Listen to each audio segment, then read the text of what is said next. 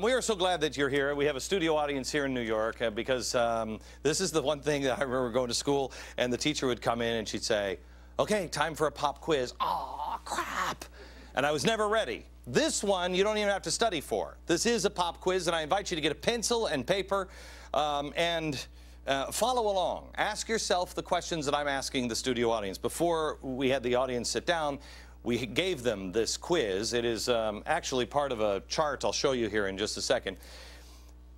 It's to figure out who you are. How many people do you know that say they're progressive?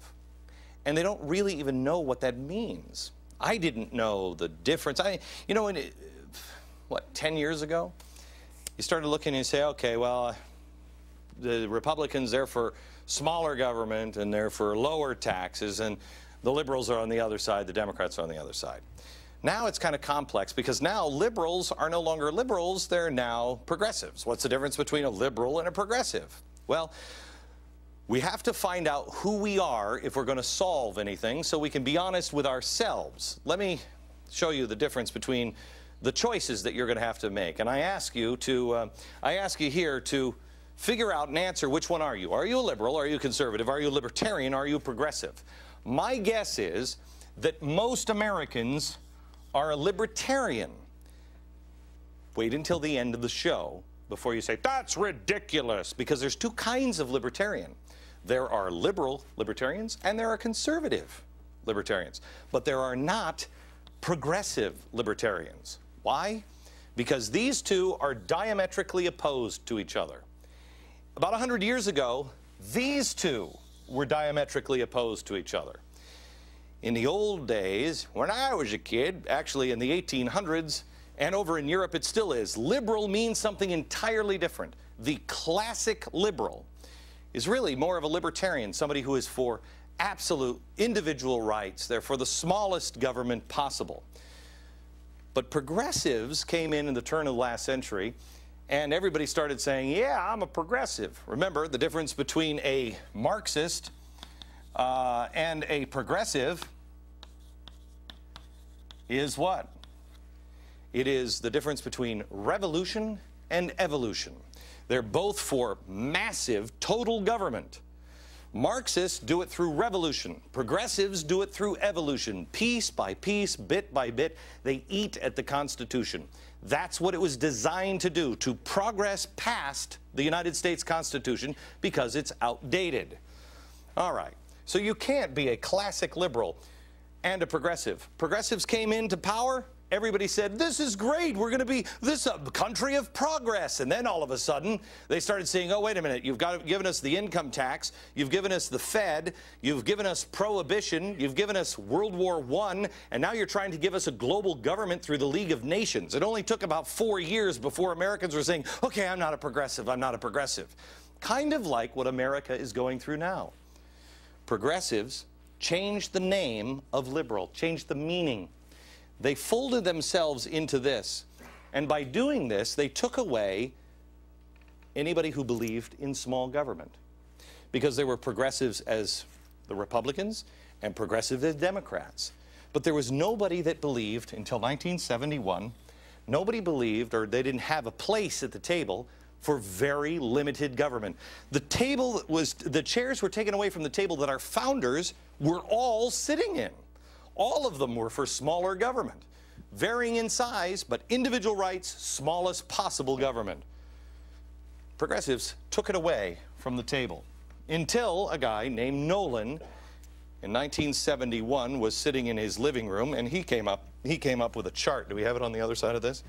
And this is where we're going. We're going to ask you some questions today. Do you have the pencil and paper yet? We have some paper. We have some questions for you, and you answer these questions. You'll find them on the internet. We'll show you at glennbeck.com. It's right there on the front if you want to do it, take the quiz during the show. You take the quiz at glennbeck.com. The link is right there on the front page. 1971. What was his name? David Nolan, right? David Nolan. He comes up with libertarianism and this chart. Libertarianism, conservative, liberal, Van Jones, that's total government. And most people say they're right here. I'll tell you at the end of the show where I ended up. Hitler, Stalin, Mussolini, anybody that wants total government ends up right here. People who just want to hug the trees, but no government involvement end up right here. Hug the trees and total government involvement ends up here.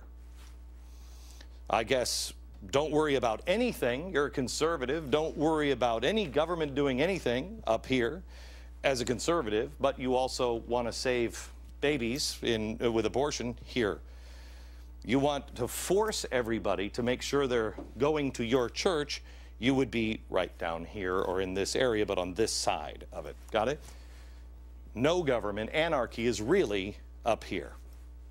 Most Americans are really, I think, right around here. Now, let's get to it. We had our judge, by the way, Judge Henry Napolitano is with me. Do I have that right? You have it exactly right. Okay. I would argue, though, that the advent of libertarians was Barry Goldwater running in '64 in this country, and David Nolan, as you said, in '71 in England. Okay.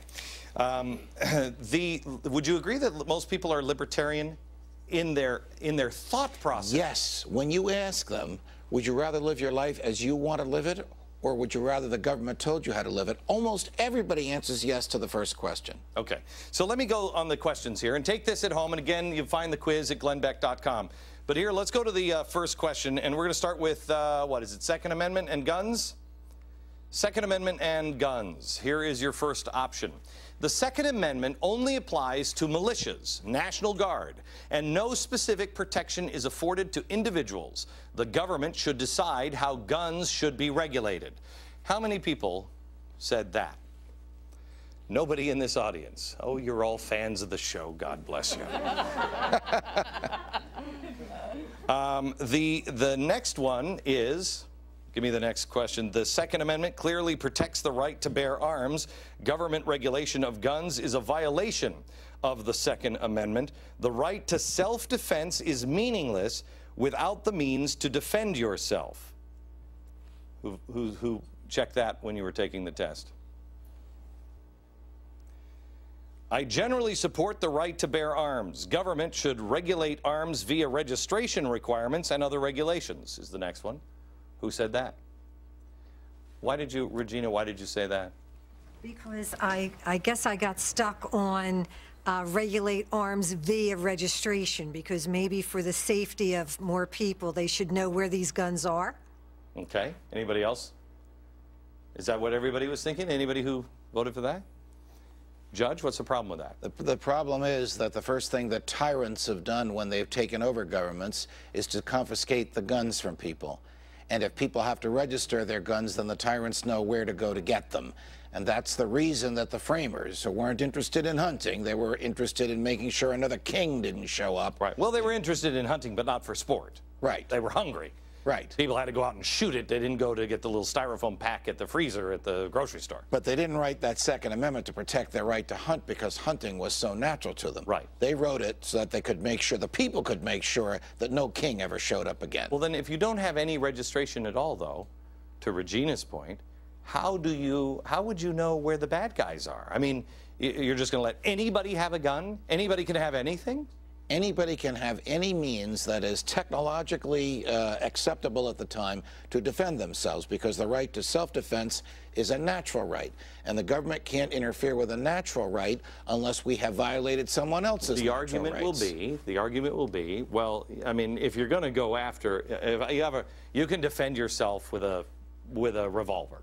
Right. You can defend yourself with a shotgun. Right. And if you're going against the government, if this was written for the government, they have tanks, they have airplanes, they have machine guns. You're not going to be able to defend yourself anyway. If the choice is between arms and armaments with which to defend yourself and repel a tyrant, and submissive to the government so that they know every weapon you have and can come and confiscate it, I would choose and would trust the right to defend myself by any means available, as opposed to the other extreme of the government knowing where my guns are. Yes, Lisa. What if a crime is committed, they find a weapon buried or in a forest or something, and they've got to trace that weapon to find who it was registered to So they have a suspect to follow. That's making without regulation, That's without making it registering a easier for the gun. police to do their job, but it's not making it safer for you. You can repel the bad guy a lot faster than you can dial 911. See, here,